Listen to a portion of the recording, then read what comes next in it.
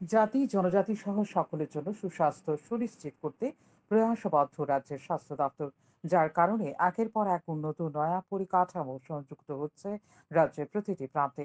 মঙ্গলবার টাকার জেলা সামাজিক স্বাস্থ্য কেন্দ্রে নবনির্মিত ভবনের উদ্বোধন করে এই কথাই বলেন মুখ্যমন্ত্রী ডাক্তার মানিক সাহা। ৬,৭০,০০,০০০ টাকা ব্যয়ে এই সামাজিক স্বাস্থ্য কেন্দ্রটি নির্মাণ করা হয়েছে। মুখ্যমন্ত্রী এদিন বক্তব্য রেখে আরো বলেন, চোখের সামনে গুজরাট মডেলকে সামনে রেখে উন্নয়নের চেষ্টা করছে রাজ্য সরকার। প্রধানমন্ত্রী নরেন্দ্র মোদীও গত লোকসভা নির্বাচনের আগে নির্বাচনী প্রচারে গিয়ে ত্রিপুরার উন্নয়নের কথা তুলে ধরেছেন। ২০১৮ সালের আগে ত্রিপুরা রাজ্যে জাতীয় সড়ক একটি টিম করেছিল। বর্তমানে ৬টি জাতীয় সড়ক হয়েছে। আগামী দিনে আরো ৪টি জাতীয় সড়ক নির্মাণ করা হবে রাজ্যে। এর জন্য কেন্দ্র সরকার অনুমোদন দিয়েছে। মুখ্যমন্ত্রী বলেন, রাজ্যের এবং উন্নয়নের কোনো ধর্ম হয় না, কাজ করলেই উন্নয়ন হয়। বিশেষ করে জাতি জনজাতির সকলের উন্নয়নের লক্ষ্য নিয়েছে বিজেপি, আইপিএফটি এবং তীব্রামথা সরকার।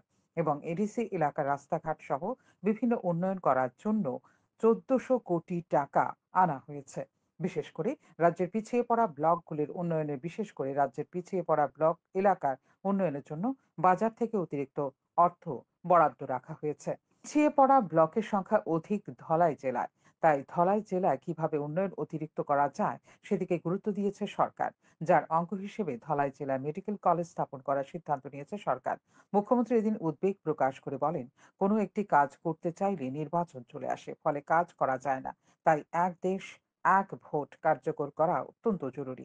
এমনটাই বললেন মুখ্যমন্ত্রী। মুখ্যমন্ত্রী আরো বলেন, তিনি প্রধানমন্ত্রীর সাথে দেখা করে বলেছেন ত্রিপুরার আরো বেশি উন্নয়ন করতে চান। প্রধানমন্ত্রী মুখ্যমন্ত্রীকে বলেছেন তিনিও ত্রিপুরার উন্নয়ন চান। তাই এর জন্য কাজের রূপরেখা তৈরি করে সরকার পরিচালনা করা হচ্ছে বলে জানান তিনি। মুখ্যমন্ত্রী দাবি করেন, বর্তমান সরকারের উন্নয়নমূলক কাজে ত্রিপুরার চেহারা বদলে গেছে। রাজ্যের পর্যটন কেন্দ্রগুলি বিশ্বের মধ্যে যাতে সকলে অবগত হতে পারে, তার জন্য সৌরভ গাঙ্গুলিকে ব্র্যান্ড অ্যাম্বাসেডর করা হয়েছে, যার ফলে এখন ফরেনাররা রাজ্যে আসছে পর্যটন কেন্দ্রগুলি ঘুরে দেখার জন্য। এর জন্য সরকার তাদের থাকা খাওয়ার উপর বিশেষ ব্যবস্থা করা উদ্যোগ নিয়েছে বলে জানান তিনি। প্রায় ১৭ থেকে ১৮ ১৯টার মতো এক্সপ্রেস ট্রেন এখন থেকে যাচ্ছে এখান থেকে। ৩টা জায়গার মধ্যে অমৃত রেলওয়ে স্টেশন করার জন্য মাননীয় প্রধানমন্ত্রী প্রায় 93 থেকে 94 করোড় দিয়েছে। আর আগরতলা এয়ারপোর্ট যে রেলওয়ে স্টেশন, তার জন্য আমার কাছে যা খবর আছে প্রায় ৩০০ করোড় মতো স্যাংশন আছে সেখানে। একটা মডার্ন রেলওয়ে স্টেশন করবো, আমরা সেগুলো ভাবিনি।